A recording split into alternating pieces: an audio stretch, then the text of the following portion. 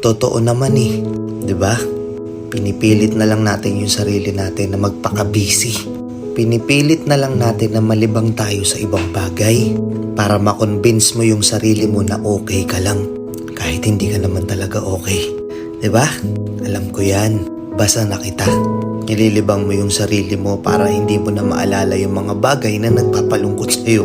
Kasi every time na mag-isa ka na lang, every time na wala ka nang ginagawa, naaalala mo yung mga bagay na ayaw mo nang maalala. Naiisip mo yung mga bagay na ayaw mo nang isipin. Kaya pinipilit mo na lang magpaka-busy. Huwag na tayong maglokohan dito. Alam ko hindi ka okay ngayon. Alam ko maraming bumabagabag sa'yo. Pero kahit anong mangyari, naniniwala ako na kung ano man yung bigat na dinadala mo, malalampasan mo yan. Parte lang yan ng buhay. Kung wala mang nagsabi sa'yo nito, kung lahat man ng tao sa paligid mo wala nang pakialam sa'yo, gusto ko lang malaman mo na oo ako, naniniwala ako na magiging okay din ang lahat. Kaya ikaw, umiti ka naman kahit konti. Huwag mong hayaang yung kalungkutan mo na yan sirain yung magandang ngiti mo. Deserve mong maging masaya.